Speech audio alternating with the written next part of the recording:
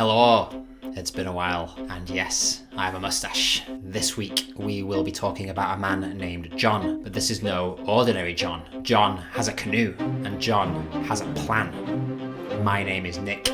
This is Crime Dog. John Darwin was born on the 14th of August in 1950 in Hartlepool, County Durham. Growing up, he attended St Xavier's Grammar School, then he pursued studies in biology and chemistry at a college in Salford, Lancashire. On the 22nd of December in 1973, at the age of 23, he married a young woman named Anne Stevenson in Blackhall. She was a few years younger than him and they had crossed paths when she was a teenager. 2 years later, in 1975, they welcomed their first child, a son named Mark.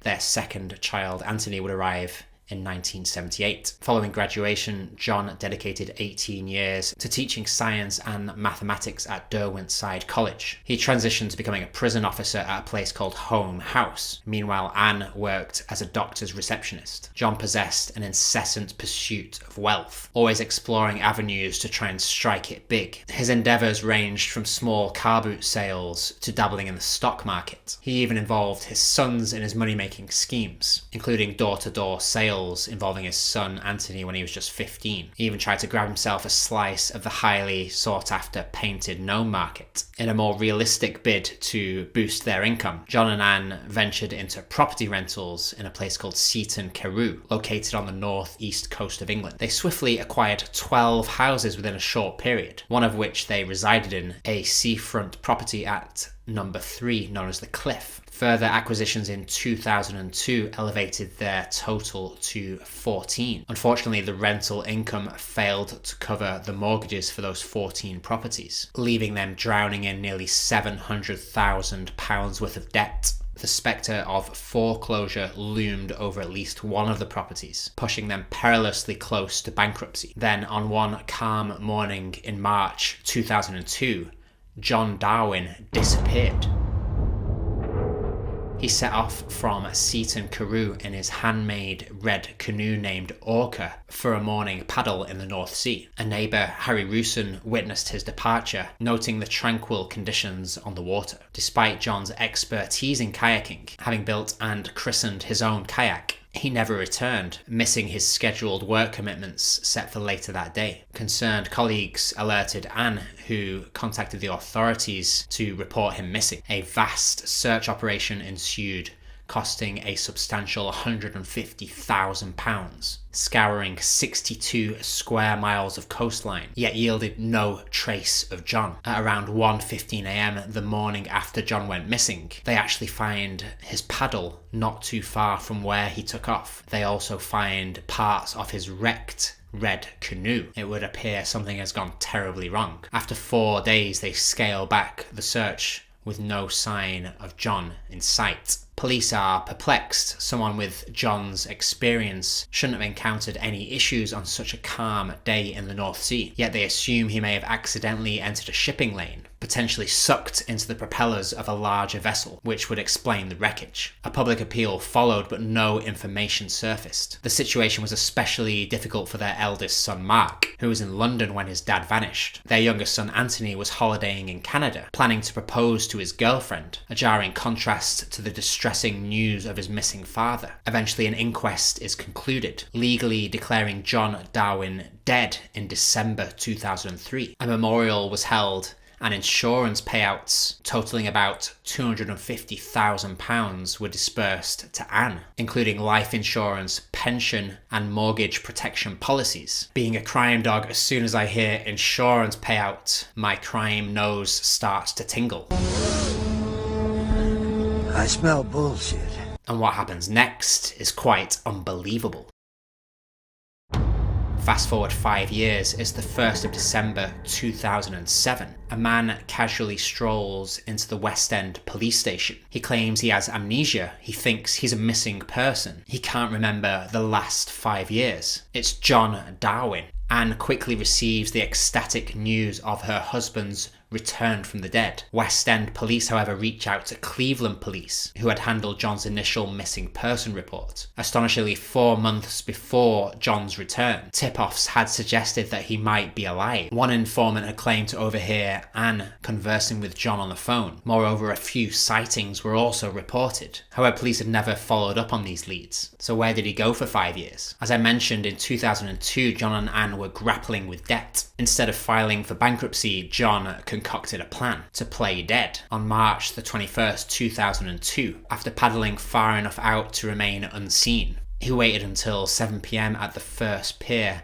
south of Seaton Carew, and then picked him up and took him home to their adjacent property. They owned the house next to their primary residence, using a concealed passageway accessed through a small cupboard in the master bedroom, connecting the two properties. So John used this passageway to come and go unnoticed. The police hadn't discovered this covert passage during their initial searches. He'd spend time with Anne in the house and slip into the adjacent property when needed, unbeknownst even to their sons, Mark and Anthony. It's a really shitty move considering Anthony at the time was about to propose to his girlfriend. Moreover, the boys unwittingly aided their mother, believing she was a grieving widow, assisting her in setting up offshore bank accounts. After faking his death, getting life insurance payouts, and clearing debts, John felt confined within their home. So to escape public recognition and police scrutiny, they planned to move overseas for a fresh start, free from debt. In a peculiar turn, John decided to assume the identity of a deceased baby to get a new passport. He visited the library to peruse death records and stumbled upon a deceased baby, John Jones, born nearby in the same year. He chose this identity and managed to befriend a librarian who provided the required signature for the passport application. Curiously, or should I say stupidly, he listed his former address, number 3 The Cliffs, on the passport application, a house still owned by Anne. Subsequently, armed with his false identity, John and Anne ventured to Cyprus to explore purchasing a property over there. They struggle though, especially with the language, and they end up coming back to the UK. Whether due to the pressure of being a dead man or maybe stress of the situation, John and Anne's relationship starts to nosedive, and he actually meets another woman named Kelly Steele. They met online. Kelly was married, living in Kansas in the States. It gets quite serious and they start talking about buying property together. Anne finds out about Kelly, but she doesn't seem that fussed, to be honest. I think she's sick of living with someone who's supposed to be a dead man. So John doesn't hesitate. He books a flight to Kansas and spends 2 weeks visiting Kelly. How that visit went down, I'm not exactly sure, considering she was married and had children. Details are unclear on that. Soon after, they invest in a property together. They purchase a ranch for $50,000 with a rundown farmhouse on the land, intending for Kelly, John and the family to move in there and renovate it together. John comes back to the UK and it's radio silence from Kansas. It would appear John may have been duped. He resorts to threatening emails targeting Kelly, her family, and even her horses. She would go on to describe John as an awful excuse for a human being, causing her considerable distress. She eventually involves the local police and is advised to involve the FBI. When John gets wind of this, he decides to leave her alone and moves on to his next venture, a boat. He travels to Gibraltar to inspect a catamaran, but his lowball price is rejected by the owners. So he ends up back in the UK and back with Anne. And in July 2006, the couple decide to move to Panama City, purchasing a $50,000 apartment. They even allow the estate agent to photograph them for a website picture. John must have forgotten that he's supposed to be dead. Made a huge mistake.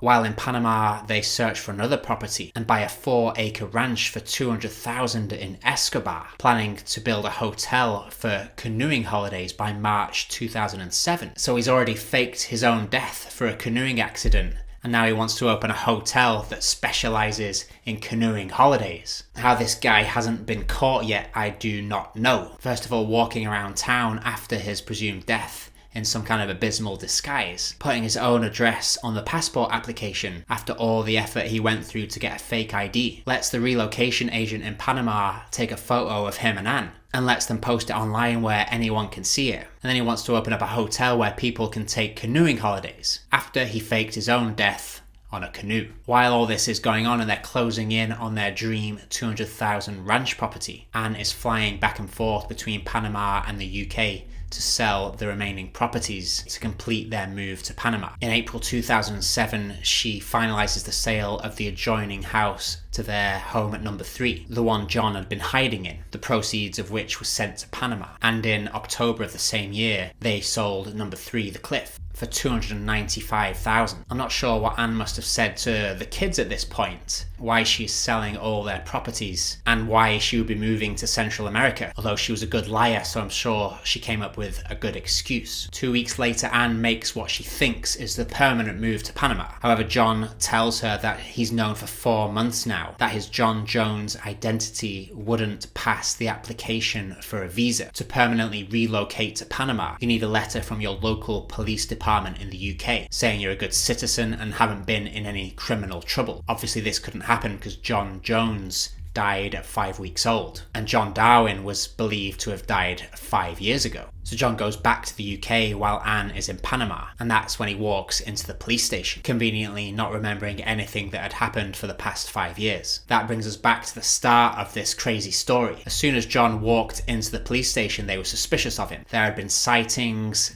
tip-offs, and an ongoing investigation into Anne due to her suspicious behaviour. The police were already investigating her before John turned himself in. Not to mention, even if they weren't suspicious of her, a guy dies, his wife gets all the insurance money, pays off their debts, and then suddenly he resurfaces. Obviously something fishy is going on. The media in the UK was all over this. The Darwins cover story unravelled after the Daily Mirror published a photo of the Darwins taken in Panama in 2006. The photo had been discovered when a member of the public searched on Google for John, Anne and Panama. The picture just showed up in Google Images. You don't have to be Sherlock Holmes to put this one together. The famous photo had been posted on the website movetopanama.com and was brought to the attention of the Daily Mail and the Cleveland police, and reportedly confirmed that the photo was of John, saying, "Yes, that's him. My sons will never forgive me." John was arrested on December the 8th, 2007 in Basingstoke, where he'd been staying with his son Anthony. He was charged and sentenced to 6 years and 3 months for obtaining life insurance money by deception and making untrue statements to obtain a passport. Anne pled not guilty, but was sentenced to 6 years and 6 months, 3 months more than John. And her sons actually had to give evidence at her trial because she'd claimed she was coerced into going along with the scam. Her sons made it known publicly that they had no interest in maintaining a relationship with their parents. Mark actually said to the press that his mum was a hideous, lying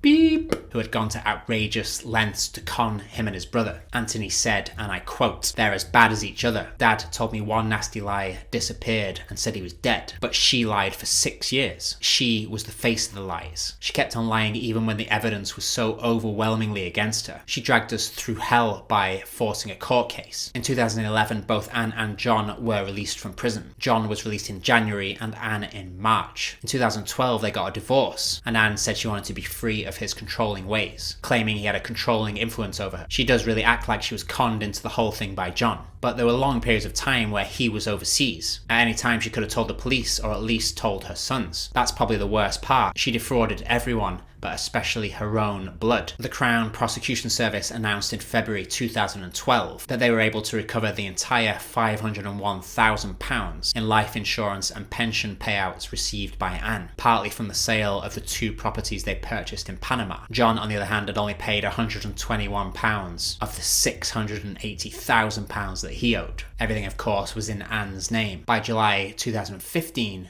the pair had no assets between them and had paid off nearly all the money. John now lives in the Philippines with his new wife, a woman named Mercy, who is 23 years younger than him. No surprise there. She's been interviewed and said, "I know what he did. He knows, and he paid the penalty. He doesn't need to be reminded." So that's it, guys. John Darwin, you crazy fool. I'm not convinced John was any kind of criminal mastermind, but his outrageous plan did work for 5 years. What he thought was going to happen when he walked into the police station, I have no idea. Did he really think they would buy the amnesia story? Let me know in the comments what you think. I heard if you're not subscribed to this channel, by the end of the video, your legs will